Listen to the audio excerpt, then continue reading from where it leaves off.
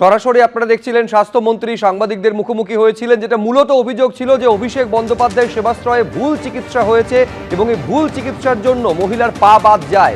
এরপর অভিষেক বন্দ্যোপাধ্যায়ের নামে রবীন্দ্রনগর থানায় এফআইআর রুজু হয়, আর তারপর স্বাস্থ্য ভবন ডেকে পাঠায় মালতী বিশ্বাসের পরিবারকে এবং সেই মতো ভুক্তভোগী মালতী বিশ্বাসের পরিবার আজ স্বাস্থ্য ভবনে এসে দেখা করে। সকালে তাদের ডেকে পাঠানো হয় স্বাস্থ্য ভবনের তরফে, সমস্ত নথি সমেত স্বাস্থ্য ভবনে তাদের আসতে বলা হয়েছিল এবং সেই সমস্ত নথি তারা জমা দিয়েছেন এবং তারপর সাংবাদিকদের মুখোমুখি হয়েছিলেন এই কিছুক্ষণ আগে রাজ্যের স্বাস্থ্যমন্ত্রী।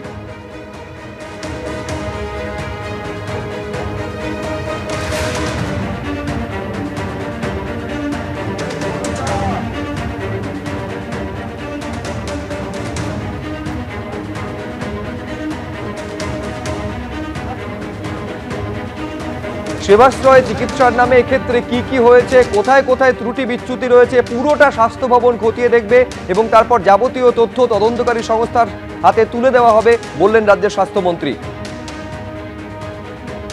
সেবাশ্রয় ক্যাম্প হয়েছিল, সেবাশ্রয় ক্যাম্পেতে ট্রিটমেন্ট করার পর refer to MR Bangur, refer to CMM hospital. সেখানে তো আমার মা সুস্থ সবল হয়ে গিয়েছিল, কিন্তু দুর্ভাগ্য ভুল ট্রিটমেন্টের জন্য মায়ের পা সম্পূর্ণ থাই থেকে অ্যাম্পুটেশন হয়, অর্থাৎ কেটে বাদ যায়। আজকে স্বাস্থ্যমন্ত্রী তিনি দেখা করার জন্য টাইম দিয়েছিলেন সমস্ত পেপার নিয়ে, সাথে আমাদের ম্যাডাম অগ্নিমিত্র ম্যাডামও থাকবেন, তিনিও কথা দিয়েছেন, আশ্বস্ত দিয়েছেন তিনি আমাদের সঙ্গে সহযোগিতার হাত বাড়িয়ে দেবেন বলে।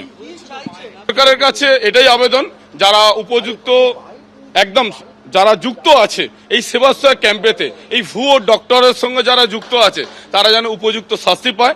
সাথে আমরা সরকারের কাছে আবেদন, যে আমার মা সারাটি জীবন যে পঙ্গু হয়ে গেল, আমার মা সারাটি জীবন বিছনায় শয্যা হয়ে গেল, তার যেন উপযুক্ত সরকারের সাহায্য পায়।